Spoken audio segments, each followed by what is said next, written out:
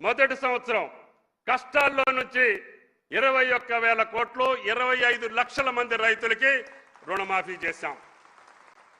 గత ప్రభుత్వం కూడా చెప్పింది, కానీ చెయ్యకపోవటం మూలాన ఆ రైతులకు అప్పులు పట్టలేదు, పైగా మిత్తి వడ్డీ కట్టి వాళ్ళు ఇచ్చిన దానికంటే 10,000 కోట్ల భారం ఆనాటి రైతుల మీద వేశారు. అందుకనే ఆ రైతులు ఆ పాలనని బంగాళాఖాతంలో కలిపారు. అటువంటి వాళ్ళు కూడా ఈనాడు రేవంత్ రెడ్డి గారి ప్రభుత్వాన్ని విమర్శిస్తున్నారంటే వాళ్ళ కనీసం మానవత్వం ఉండాలి. ఆనాడు రైతాంగాన్ని కష్టాలు పాలు చేసినటువంటి మీరే ఈరోజు నీతులు చెప్పకుండా సిగ్గు లేకుండా బజార్లో తిరుగుతుంటే ప్రజలు ఏమనుకుంటున్నారో అర్థం చేసుకోమని చెప్పి విజ్ఞప్తి చేస్తున్నాం. రుణమాఫీ, మాకు పంట రుణాలంటే రైతుకు చాలా రకాల రుణాలు ఉంటాయి. దీర్ఘకాలిక రుణాలు ఉంటాయి, అదేవిధంగా స్వల్పకాలిక రుణాలు ఉంటాయి. రాష్ట్ర ప్రభుత్వం ఇచ్చినటువంటి మాట పంట రుణాలు అంటే స్వల్పకాలిక రుణాలు. అది మాకు 40 బ్యాంకులు ఇచ్చినటువంటి ఖాతాదారులందరికీ మేము ఇచ్చినటువంటి భరోసా, మేము ఇచ్చినటువంటి పూచి 25 లక్షల మందికి 21,000 కోట్లు మొదటి సంవత్సరంలో ఇచ్చినటువంటి ఏకైక ప్రభుత్వం రేవంత్ రెడ్డి గారి ప్రభుత్వం అని చెప్పి మీకు ఈ సందర్భంగా మనం చేస్తున్నాం. మీరు 10 సంవత్సరాల్లో లక్ష ఇవ్వలేక రైతుల్ని కష్టాలు పాలు చేసి ఇవాళ తగుదనమ్మా అని చెప్పి రుణమాఫీ వాళ్ళకి ఇవ్వలేదు వీళ్ళకి ఇవ్వలేదు అని శ్రీరంగ నీతులు చెప్తుంటే 2 లక్షల లోపు ఉన్నటువంటి మాకు చేరినటువంటి ఖాతాలన్నిటికీ జమ చేసినటువంటి ఘనత తెలంగాణ ప్రభుత్వాన్ని, రేవంత్ రెడ్డి గారి ప్రభుత్వాన్ని అని చెప్పి మీకు ఈ సందర్భంగా మనం చేస్తున్నాం.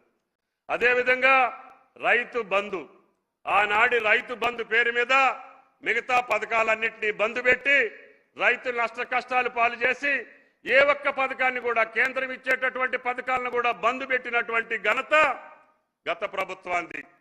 కానీ రైతు భరోసా పేరు చెప్పి మాకు ఎన్ని ఇబ్బందులున్నా 5,000 రూపాయల్ని 6,000 చేశాం. సంవత్సరానికి 10,000 ఇచ్చేదాన్ని 12,000 చేశాం.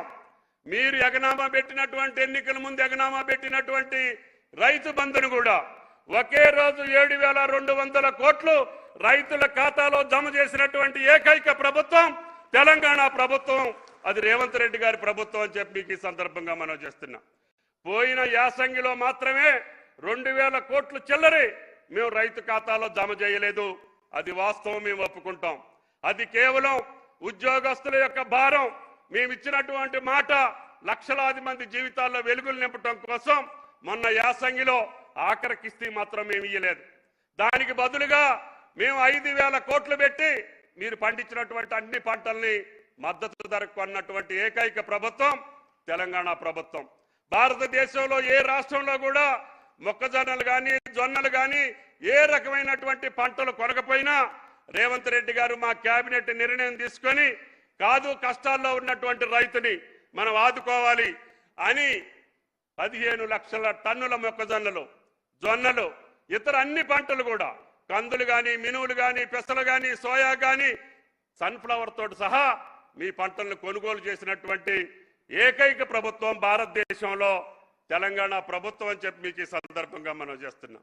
అదేవిధంగా రైతు బీమా మీద కూడా అబద్ధాలాడి అడ్డగోలు మాటలతోటి బజార్లో అమ్మడి తిరుగుతున్నారు. ఈ రోజు వరకు 4,250 కోట్లు ఈ 3 సంవత్సరాల్లో మేము కట్టాల్సినటువంటి ఎల్ఐసి కట్టాల్సిన ప్రీమియం కట్టాం. మొత్తం సొమ్ము ఏ ఒక్క కుటుంబానికి కూడా బాకీ లేకుండా ఎల్ఐసికి ప్రీమియం చెల్లించి ఏ ఒక్క రైతు కుటుంబంలో ప్రమాదం జరిగి ఆయన గారికి రైతు బీమా ఇచ్చినటువంటి ఏకైక ప్రభుత్వం తెలంగాణ ప్రభుత్వం. రైతు బీమాలో మేము ఏ ఒక్కరికి బాకీ పడలేదు, రుణమాఫీలో ఏ ఒక్కరికి బాకీ పడలేదు. రైతు భరోసాలో మొన్న ఆఖరి కిస్తీలో మాత్రం అసలు రైతు భరోసా అంటే మనందరికీ రాష్ట్ర ప్రజలకు తెలియాలి. ఇది పంట భరోసా, భూమి భరోసా కాదు. నేను ఇదే వేదిక మీద నుంచి చెబుతున్నా, భవిష్యత్తులో ప్రతి రైతు పంట వేసినటువంటి రైతుకి రైతు భరోసా రేవంత్ రెడ్డి గారి ఆధ్వర్యంలో కొనసాగుద్ది అని చెప్పి కూడా మీకు ఈ సందర్భంగా మనం చేస్తున్నాం. అంతేకాకుండా పంట మార్పిడి విధానానికి కూడా మేము అంకురార్పణ చేశాం. ఈరోజు అన్ని పంటల్ని మనం దిగుమతి చేసుకుంటున్నాం.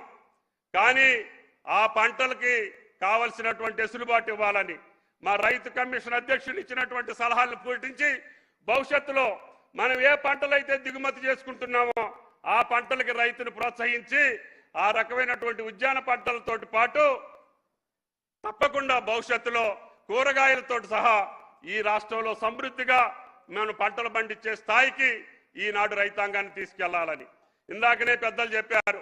ఈరోజు వాతావరణ శాఖ చెప్పేటటువంటి అంచనాలను బట్టి ఎలినో ప్రభావం ఎక్కువగా ఉంటుందని, అది కూడా భారతదేశం మీదనే ఎక్కువ ఉంటుందని, ఆ భారతదేశంలో కూడా దక్షిణ భారతదేశానికే ఎక్కువ ఉంటుందని, దక్షిణ భారతదేశంలో కూడా ఆంధ్ర, తెలంగాణ, కర్ణాటక రాష్ట్రాల మీద ప్రభావం ఎక్కువ ఉంటుందని. అందుకని మేము పదే పదే రైతులకు విజ్ఞప్తి చేస్తున్నాం. మీరు నీటికి తక్కువ ఉన్నటువంటి పంటలు, నీటి వినియోగం తక్కువ ఉండేటటువంటి పంటలు వాడండి. దానికోసమే పప్పు దినుసులన్నింటినీ కూడా రైతు వేదికల్లో పెట్టి మీకు విత్తనాలు సప్లై చేశాం. ఇందాక పెద్దలు ఉత్తమ్ గారు చెప్పినటువంటి 7 రకాల డిమాండ్ ఉన్నటువంటి వరి విత్తనాలు ఒకవేళ కేంద్ర ప్రభుత్వం తిరస్కరించిన మార్కెట్లో మీరు అమ్ముకోగలిగినటువంటి ధాన్యం, అదేవిధంగా ఎక్స్పోర్ట్స్కి అనుకూలమైనటువంటి ధాన్యం, రైతులకి ఎక్కువ ఆదాయం వచ్చేటటువంటి ధాన్యాన్ని మీకు సిఫారసు చేశాం. ఆ విత్తనాలను కూడా ప్రతి రైతు వేదికల్లో మీకు అందుబాటులో ఉంచాం. ఆ రకంగా ఆయిల్ ఫామ్ని పెద్ద ఎత్తున ప్రమోట్ చేస్తున్నాం. ఈ గత సంవత్సరంలో భారతదేశంలో ఎక్కువ ఎకరాలు వేసినటువంటి ఏకైక రాష్ట్రం తెలంగాణ రాష్ట్రం. మనం మొదటి స్థానంలో ఉన్నాం. రేపు భవిష్యత్తులో భారతదేశంలో ఎక్కువ ఎకరాలు ఉన్నటువంటి పామాయిల్ రైతులు ఉన్నటువంటి రాష్ట్రం తెలంగాణ రాష్ట్రం కాబోతా ఉంది. రేవంత్ రెడ్డి గారు పదవీ స్వీకారం రోజున దానికి టన్నుకి 12,000 ఉండేది. ఈ 2.5 సంవత్సరాల్లో ఆ టన్నుని 24,000 చేశాం. ఈరోజు ఎకరానికి 2.5 లక్షల నుంచి 3 లక్షల ఆదాయం వస్తుంది. తెలంగాణ అన్ని జిల్లాల్లో కూడా ఫ్యాక్టరీలు నిర్మాణం చేయాలని మా ప్రభుత్వం యొక్క కోరిక, ముఖ్యమంత్రి గారి యొక్క ఆదేశం అని చెప్పి కూడా మీకు ఈ సందర్భంగా మనం చేస్తున్నా. ఇప్పటికే 14 జిల్లాల్లో ఫ్యాక్టరీ నిర్మాణం కొనసాగుతుంది. 3 లక్షల ఎకరాల రైతులు ఈరోజు సంతోషంతో ఆయిల్ ఫామ్ వ్యవసాయం చేస్తున్నారు. భవిష్యత్తులో దీన్ని 10 లక్షలకు తీసుకెళ్లాలి. అదేవిధంగా 70 లక్షల ఎకరాలకు అవకాశం ఉంది. మీరు ఆలోచన చేయండి. ఎప్పుడైనా సరే రైతు స్థిరంగా నిలబడాలన్నా, ఆయనకి సరైనటువంటి ఆదాయం రావాలన్నా కష్టపడి ఇష్టమైనటువంటి పంటలు, మార్కెట్లో డిమాండ్ ఉన్న పంటలను పండించుకొని ఎంచుకోవాలి. సంప్రదాయ వ్యవసాయం రైతుల్ని ఆగం చేస్తూ ఉంది. అకాల వర్షాలు, వాతావరణ పరిస్థితులు రైతులకు అనుకూలించట్లేదు. మార్కెట్ పద్ధతులు కూడా మనకి అనుకూలించట్లేదు. అదేవిధంగా యూరియా వాడకాని మీద కూడా అపహాస్యం చేస్తున్నారు. ఐటీ నిపుణులే వాళ్ళు యాప్ లేదు బోపు లేదు అంటున్నారు. ఈరోజు తెలంగాణ ప్రణాళికని కేంద్ర ప్రభుత్వం ప్రధానమంత్రి అడాప్ట్ చేసుకొని భారతదేశం మొత్తం ఈ యొక్క ఎరువులకు సంబంధించినటువంటి యాప్ని స్థిరీకరించారు. అంటే కేవలం రైతుకే ఎరువులు వెళ్ళాలి, పక్కదారి పట్టకూడదు, పరిశ్రమలకు వెళ్ళకూడదు, దొడ్డిదారిని వెళ్ళకూడదు, బ్లాక్ మార్కెట్ వెళ్ళకూడదు అనే ఉద్దేశంతో యాప్ని పెట్టి 90% రైతులు ఇంటికాడుండి యూరియాని బుక్ చేసుకుంటున్నారు. అదేవిధంగా ఎరువులన్నింటినీ బుక్ చేసుకుంటున్నారు. రైతు సుఖపడటం ప్రతిపక్షాలకు ఇష్టం లేదు. రైతు సంతోషంగా ఉండటం ప్రతిపక్షాలకు ఇష్టం ఉండదు. తెలంగాణ ప్రభుత్వం ఇన్ని కార్యక్రమాలు చేపట్టగలగటం వాళ్ళకి కడుపు మంటగా ఉంది. కాబట్టి ఎవరు కడుపు మంటకి రాష్ట్ర ప్రభుత్వం బాధ్యత కాదు.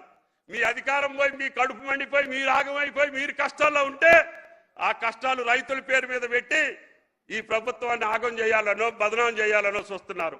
అది మీకు సాధ్యం కాదు అని చెప్పి మీకు ఈ సందర్భంగా మనం చేస్తున్నా. అందుకనే రైతుకి ఏదైనా ఇబ్బంది ఉంటే అది యాప్లో కానీ, రైతు భరోసాలో కానీ, రైతు బీమాలో కానీ, విత్తనాల్లో కానీ దేంట్లో సమస్య ఉన్నా తీర్చగలిగేటటువంటి ప్రభుత్వం తెలంగాణ ప్రభుత్వం అని చెప్పి మీకు ఈ సందర్భంగా మనం చేస్తున్నా. ఏదన్నా ఉంటే రైతు వేదికల నుంచి ఇప్పుడు లక్షలాది మంది రైతులు చూస్తున్నారు. నేను ప్రతి మంగళవారం వాళ్ళతో మాట్లాడుతున్నా. మీకు ఏ కష్టం ఉంటే మాకు చెప్పండి, దాన్ని సరిచేసి మీకు అనుకూలమైనటువంటి పద్ధతులను కొనసాగిస్తానని చెప్పి మేము గంటా బజాయించి చెప్తా ఉంటే బిత్తరపోయినటువంటి ప్రతిపక్షాలు, అధికారం పోయినటువంటి వాళ్ళు, అధికారం కావాలనుకునేటటువంటి పార్టీలు అర్ధంతరం లేకుండా, అర్థం లేకుండా, పర్థం లేకుండా అబద్ధాలు ఆడి మళ్ళీ బట్టగట్టాలనుకుంటే తెలంగాణ ప్రజలు తెలివి కల్లోళ్ళు, అది మీకు సాధ్యం కాదు అని చెప్పి మీకు ఈ సందర్భంగా మనం చేసుకుంటూ ఈ చారిత్రక ఘట్టానికి 9 రోజుల్లో 9,000 కోట్లు రైతుల జేబుల్లో వేయగలిగినటువంటి ఏకైక ప్రభుత్వం తెలంగాణ ప్రభుత్వం అని చెప్పి మీకు ఈ సందర్భంగా మనం చేస్తున్నా. అది రేవంత్ రెడ్డి గారి అధ్యక్షతన సాధ్యమైంది. ఆయన గారికి ప్రత్యేకంగా ధన్యవాదాలు తెలియజేస్తూ, నాట్ల కంటే ముందే మీ పెట్టుబడి కోసం ఆలోచించి కష్టాలు పక్కన పెట్టి ఈ రోజున 9,000 కోట్లు బట్టి గారి ద్వారా అరగంటలో మీ ఖాతాల్లో ఏపిస్తామని చెప్పి ఈ సందర్భంగా మనం చేసుకుంటూ గౌరవ ఆర్థిక మంత్రి గారిని మాట్లాడవలసిందిగా కోరుతున్నాం.